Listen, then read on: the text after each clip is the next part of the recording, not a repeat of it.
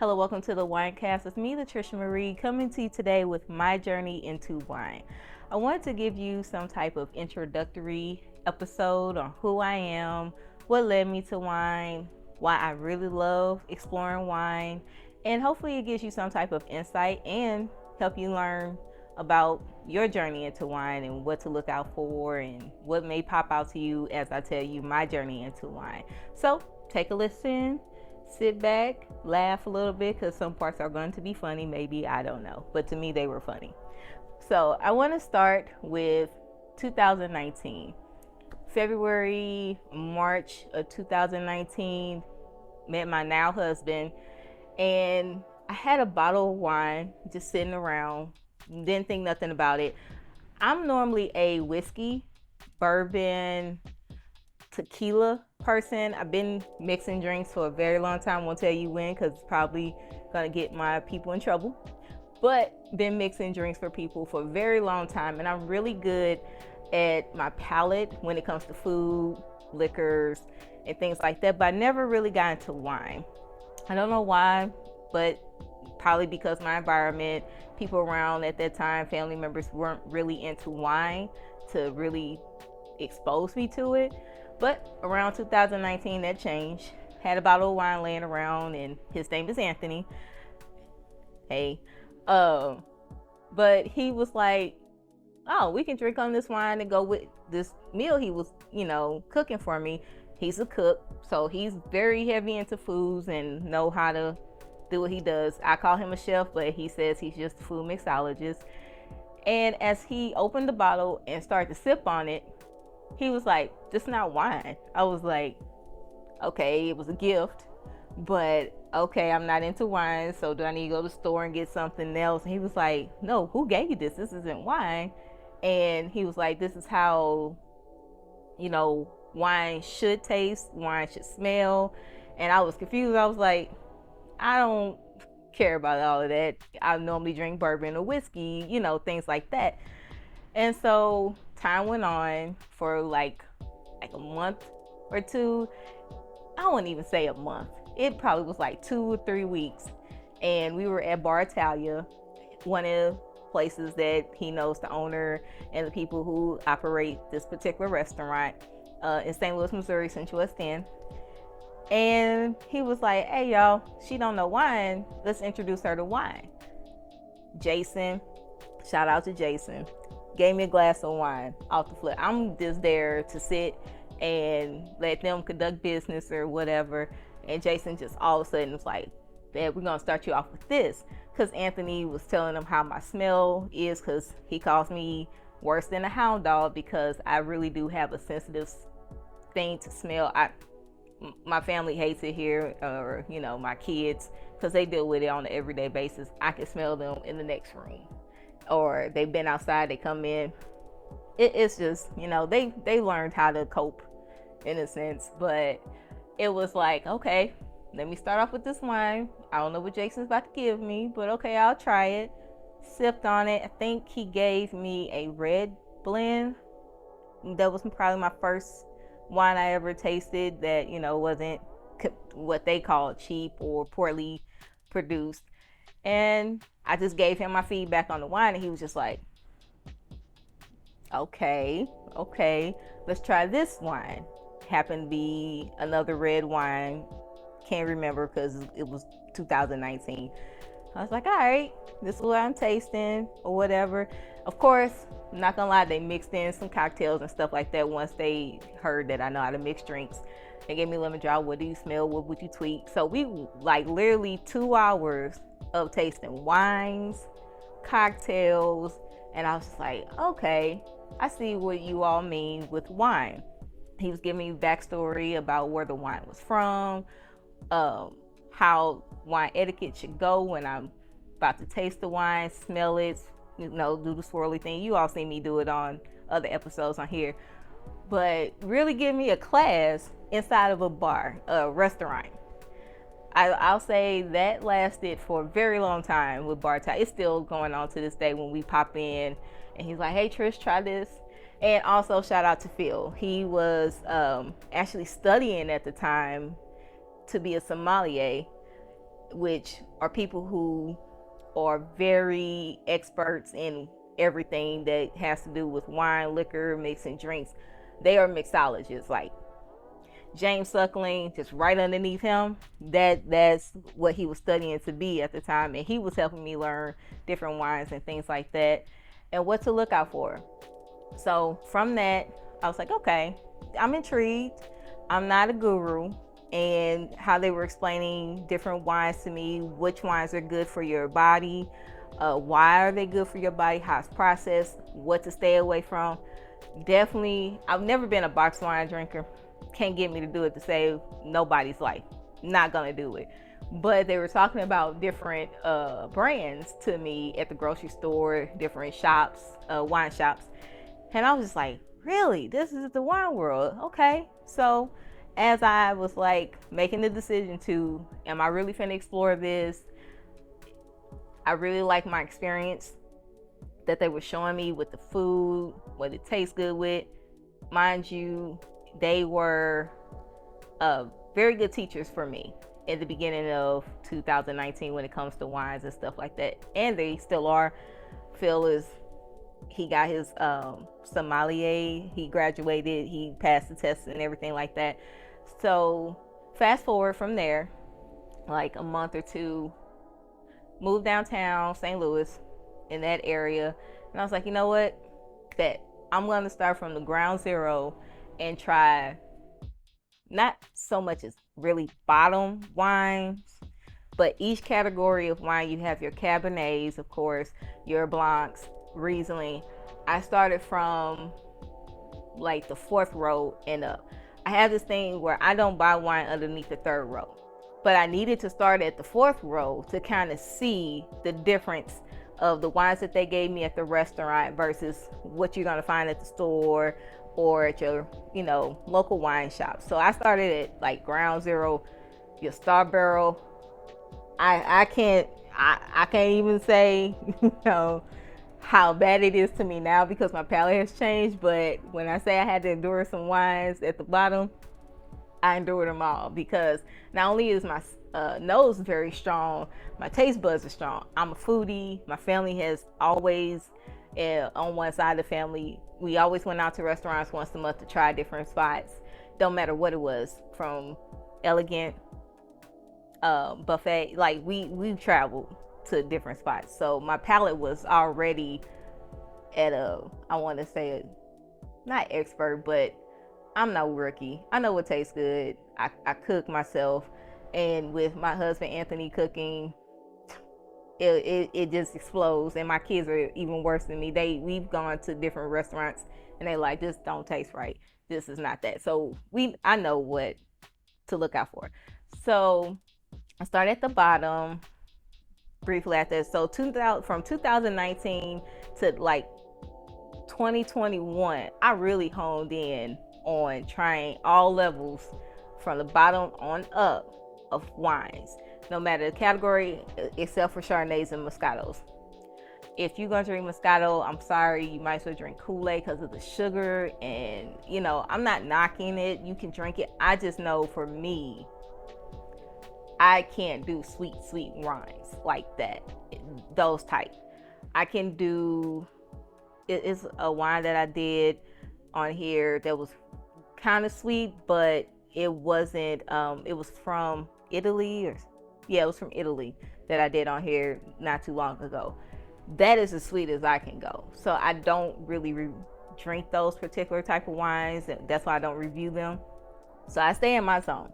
Not knocking nobody, I'm sorry, but I stay in my zone. So from 2019 to 2021, I really honed in my craft. It was very not expensive. It can get expensive, but I know my budget. I set a budget, and I was like, every month I'm gonna try this many wines. I'm not gonna go over this particular amount. I don't know everybody's, but I don't go over a particular amount. I didn't go over a particular amount during that time.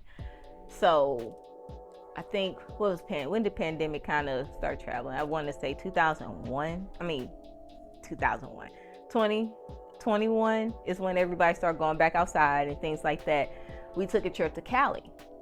And when I say that one kind of shifted my gears on what I was doing before I went to California, West Hollywood, Spirit City. I kid you not, I'm going to move there. I love it. I had a great experience. But that kind of shifted. I was like, whoa, oh, this is wine. Okay, I see the difference. Because St. Louis, Missouri, you're only gonna get so much. I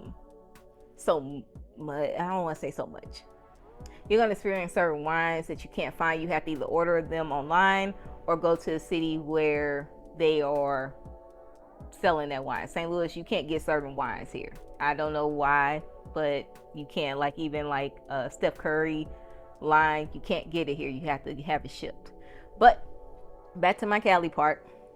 Went to Wally's out there in Beverly Hills after leaving this one restaurant that I found online, Mastro's. I bought a bottle at Mastro's.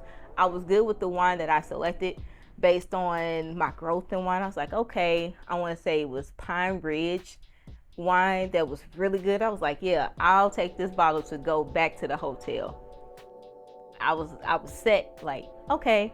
But then my husband had to go and ask the person. It was like, hey, is there any place we can get wine? Because I did want to take wine back. I'm thinking we're doing this tomorrow or something, while we out shopping, exploring Cali. And he said, oh, Wally's up the street. If you just walk like 2 blocks up, it's right there. They pack. Rodeo Drive do be packed. If you've been there, you understand. So I'm like, okay, we here. We finna be in the vibe. Leave Mastro's. Go down to Wally's, and when I say line, it's a line. I was like, I don't think we can get in here. And so we go up to the person in charge of the guest, the list, RSVP list. And so they was like, oh, if you just want to do that, you can just go in. Floor to ceiling liquor, floor to ceiling wine. That place is amazing. So we walk in, we kind of like, whoa, all right, I don't know if I'm gonna be able to pick anything here. It's too much. Thank God they have a sommelier there. She was amazing at helping me. She has the whole counter, can look up everything.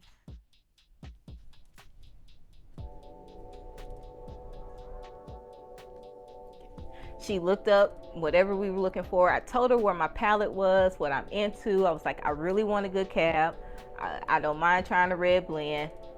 Got me a Japanese whiskey, 23 year. It was amazing. But when I told her where I was, had I not explored that whole year or so or two prior, I wouldn't be able to explain nothing to her. I knew where I was. And so she picked me out. I think I got like 5 bottles from there on top of the one I got from the restaurant that we had just left, and whiskey. Yeah. My palate kind of changed. It changed a lot because I saw the difference in the, not only price, because I already knew what I was going to go in there and spend, but the quality. Quality was key. And I was like, wow, okay, let me change my thinking on how I'm experiencing wine, tweak it a little bit. And I did. When I came back home, I researched wine shops that were around us. When we moved from downtown and back out west of St. Louis, I researched different places. I went to a lot of different places before I was like, okay, I'm seeing what I'm trying to stay in the zone of looking for as my palate. What they had to offer, high, low, it didn't matter. Give me a good range of things. And when I got back here from that trip, I know I get a lot of my wines from this. If you watch my videos, Wine and Cheese Place on Creve Coeur on Ballas Road, and met Mark. He just thinking, I'm just there one time, in and out, probably looking for like bourbon, things like that. And I was like, well, I like wine. And this is a place where I had to learn how to network and just be open to learning more.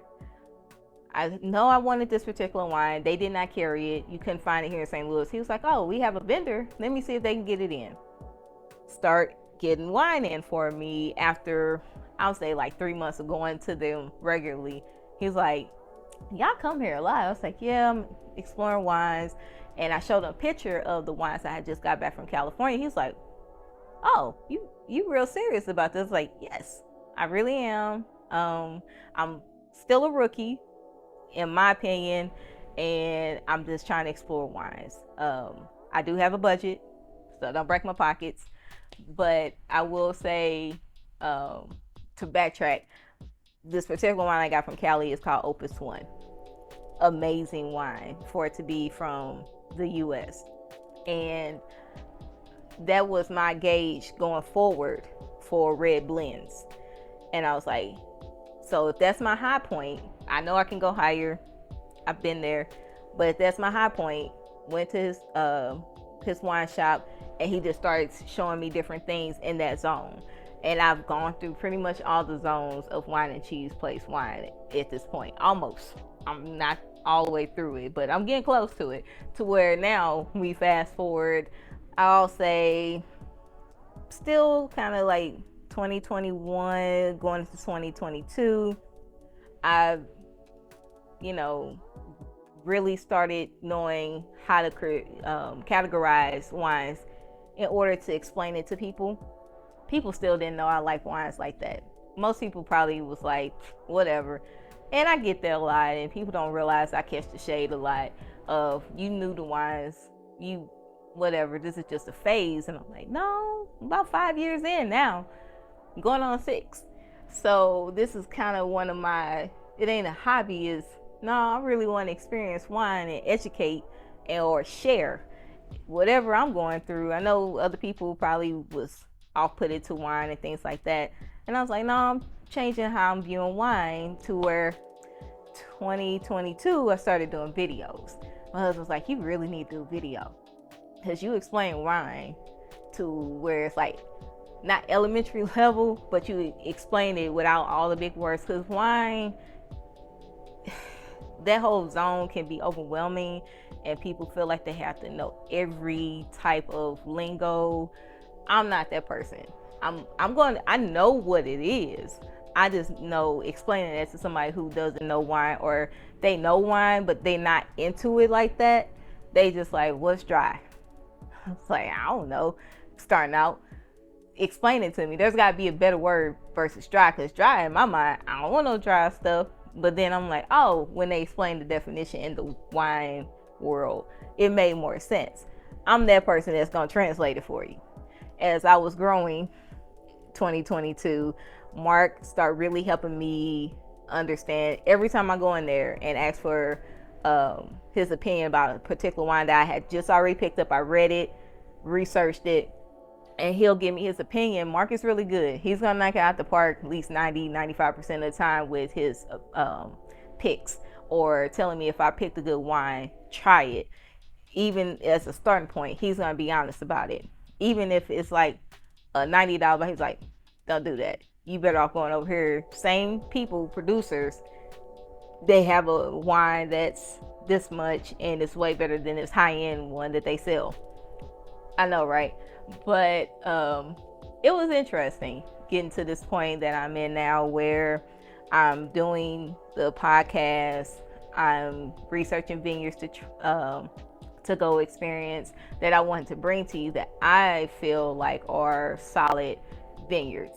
You're going to get, an experience if you try this particular wine versus this other wine, that type of stuff.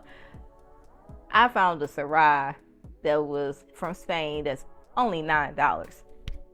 You can't beat $9 wine from Spain that tastes that good. And most people think you have to spend a lot of money to experience great, rich wine. You don't, but there is a process. That's the thing right there that is very hard to explain to people, or when I say, but the way it's produced, because people don't realize the additives that certain producers do put in their wine. That's what I call cheap wine. It's not produced well. It's added white sugar, other things they're putting in there to make it taste a certain way, or things like that. Year does matter. I'm going to bring that episode to you on why years matter when it comes to wine. But just knowing what you're getting for your money. I'm not a fan of Snoop Dogg wine. Sorry, I'm not. I know why I'm not, but it works for other people. I want to bring you something that's good for your body, that's produced well, it's not as harsh on your system, and you're about to taste some really good picks from me. I would say so far, fast forward to now, my biggest lesson in this journey has been to stay open to learning. That's my take on everything at this point, especially in the wine world. I've done the master classes. James Suckling was one of them. I hope he lives long enough for me to meet him one day or do one of their conventions that they have. One is in New York this year. Do those type of, check marks in order to bring you more wines to try. It's some that I really do. I can't wait to bring to people because of when I first tasted them versus back in the day versus now. It's a whole different ball game of flavors and understanding the structure of wine and translating the language in order for people to get excited about wanting to try wines. Date nights, you cooking in your kitchen with your person, those type of vibes, knowing what to get as a gift, things like that. It's very hard. Just because the bottle's pretty don't mean it's a good wine. People may be like offended that you're giving us some really bad wine, I don't want you to be that person. But that's been my journey so far in wine. I really have enjoyed it to this point. I'm steady learning, and I hope part of this video, this message struck you a certain way or made you think about certain things, as you're journeying into wine and finding out what tastes good and what doesn't taste good, what, brand to get out there in them streets. But let me know what you think, and please hit me up. I'm always here, and I always try my best to respond on time. But click like, share, subscribe to my channel, and hopefully you catch the next video. Thank you.